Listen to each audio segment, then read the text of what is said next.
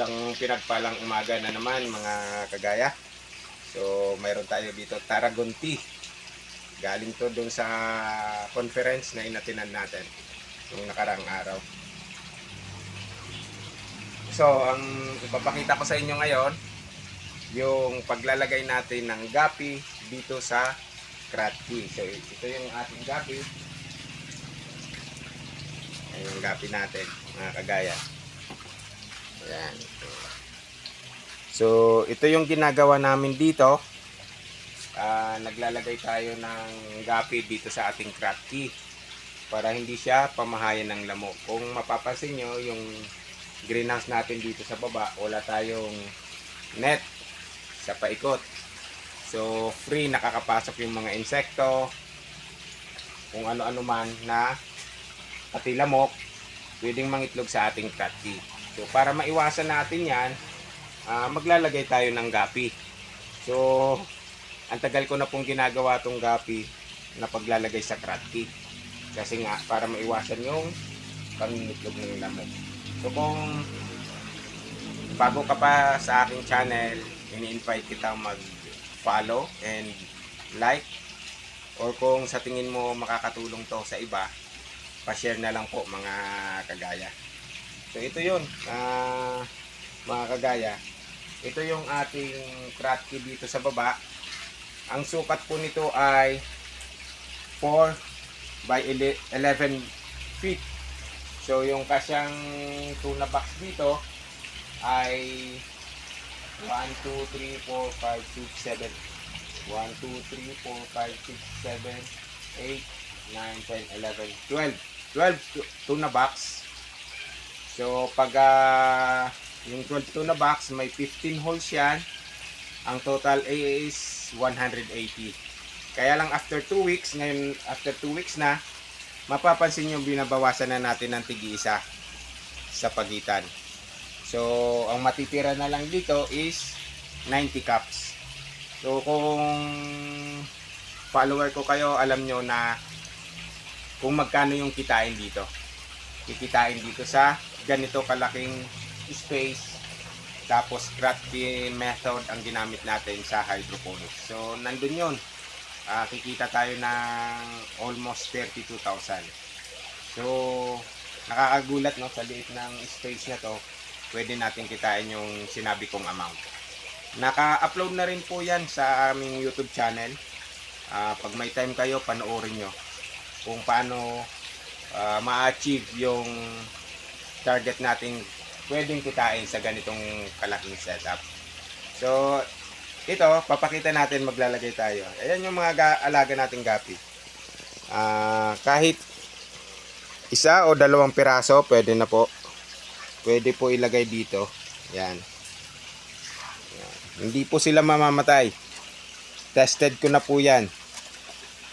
Sa tagal na naming nag-hydroponics at gamit itong pamamaraan na to, na naglalagay tayo ng gapi sa ating Kratky. Yan. So hindi siya mamamatay. Pag harvest natin ito, kukunin natin uli siya, ibabalik natin doon sa pinaglagyan nila, lalagyan nilang pad. Yan. So ito yung isang pamamaraan ng para maiwasan natin pamahayan ng lamok ng ating mga Kratky. Yan. Saka kung mapapansin nyo, kung bakit ko linalagyan ng ganito, tingnan nyo, ilapit mo dito, oh. Kung bakit ko linalagyan ng ganito pag ginawasan natin. Gaya nga ng sinabi ko, open space tayo. So free makapasok yung mga anumang insekto o mga pati palaka. Minsan palaka kasi papangitlugan yan. So para maiwasan yan, naglagay tayo ng ganyan. Para hindi pumasok dyan at lumangoy-langoy yung palaka sa loob ng ating Kratky. So kayo mga kagaya, yun sa mga nag-hydroponics, so ano yung pamamaraan nyo para maiwasan nyo yung pamahayan ng lamok yan, yung Kratky nyo. Pa-share naman para kung effective, magaya natin. Ito effective to mga kagaya. So, kaya na-share namin sa inyo kasi nga matagal na namin ginagawa. Ayan, hindi talaga pamamahayan ng lamok yan. So, libreng pagkain na yung gapi natin dyan pag nangitlog yung lamok. Ayan. So, mapapansin yung mga kagaya, itong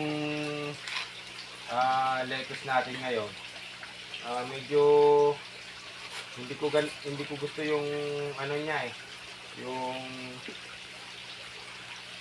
yung laki, yung tubo. Kasi ilang araw na dito nag-uulan. Mga halos 5 araw na. So hindi ganung ano yung araw. Kaya hindi makikita nyo yung kulay ng ating lettuce. Ayan o, tingnan nyo. Hindi gaanong maberde. Namumutla siya, gawa ng kulang tayo sa sikat ng araw. Pero okay lang po yan.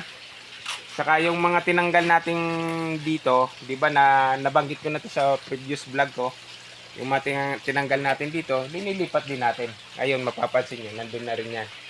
Doon na rin sila tuluyan lalaki. So walang mababawas. Kasi pagka unang lagay natin dito, kompleto to.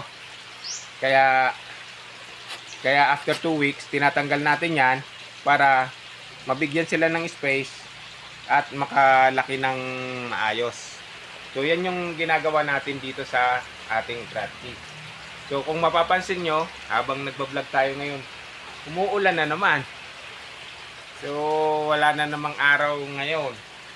Mahihirapan na naman tayo. Ayan, puwapatak yung ulan. So hindi na naman maarawan. Kulang na naman ang araw sa ngayon kasi nga umuulan na naman. Pero hindi po problema yan. Pagka natapos yung pag-ulan, nagpakita yung sikat ng araw, mabilis naman yung makarecover yung ating mga tanim na lettuce. So yun lamang mga kagaya, na-share namin kasi effective sa amin. So kung sa inyo ano yung ginagawa nyo, pa-share naman para malaman ko at magaya ko. Kasi si kagaya to. So gagayahin ko yung ginagawa niya. Maraming salamat lagi sa inyong pagsubaybay. Nawa may natutunan kayo sa maliit na pag-share ko ng ganito. Maraming salamat and happy farming!